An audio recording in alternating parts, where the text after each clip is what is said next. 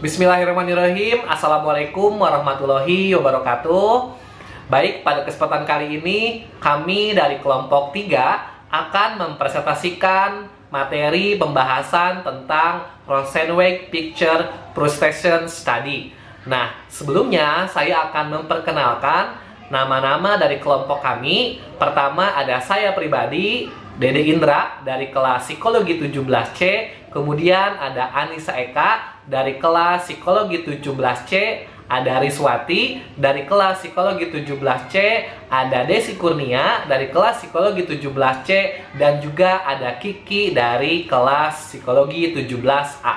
Nah, yang pertama kita akan membahas tentang sejarah dari Rosenweg Picture Procession Study itu sendiri. Nah, yang akan dibahas oleh Saudara Riswati.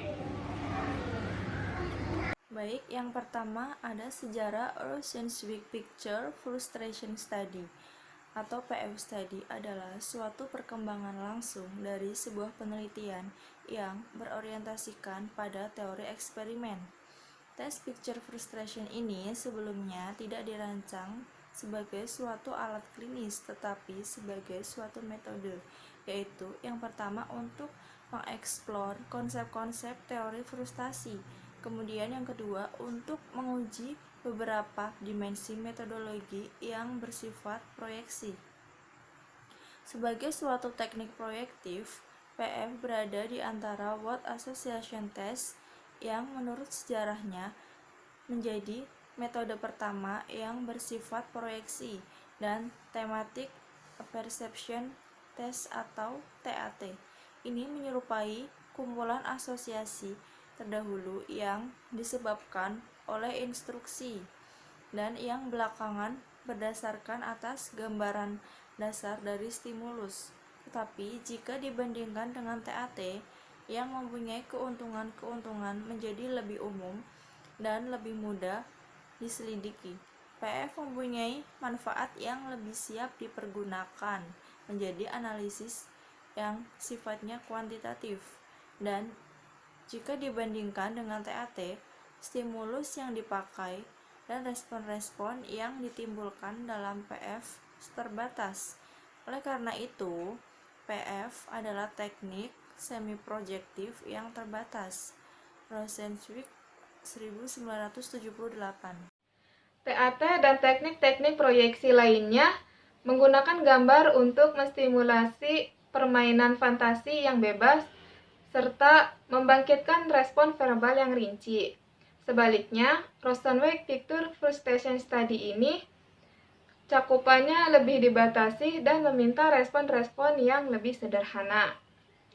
Instrumen ini tersedia dalam beberapa bentuk untuk orang dewasa usia 14 tahun ke atas, untuk remaja usia 12 hingga 18 tahun, dan untuk anak-anak berusia 4 hingga 13 tahun.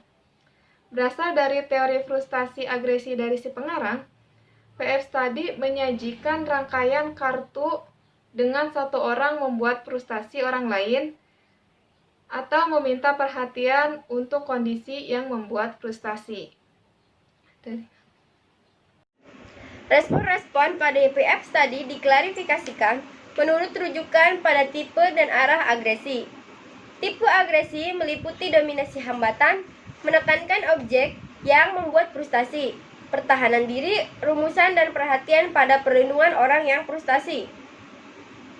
Nah, di sini kebutuhan yang terus-menerus berpusat pada pemecahan konstruktivitas masalah yang membuat frustasi.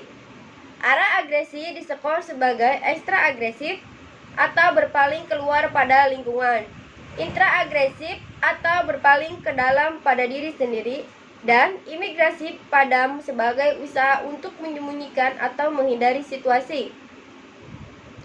Dalam penentuan skor tes, persentase respon yang masuk dalam masing-masing kategori ini dibandingkan dengan persentase normatif yang terkait. Peringkat konformitas kelompok CGR yang menunjukkan tendensi individual untuk memberikan respon yang sesuai dengan respon-respon modal sampel standarisasi dan juga dapat yang diperoleh. karena lebih terbatas dalam hal cakupan, jauh lebih terstruktur dan relatif objektif dalam prosedur penentuan skornya, PF Study lebih mudah didekati oleh analisis statistik daripada kebanyakan teknik proyektif lainnya. Berbagai upaya sistematik telah dilakukan lebih awal untuk mengumpulkan norma-norma serta memeriksa reliabilitas dan validitasnya. Selama 50 tahun, banyak penelitian telah dijalankan dengan PF Study, baik oleh penyusun tes maupun oleh para peneliti lainnya.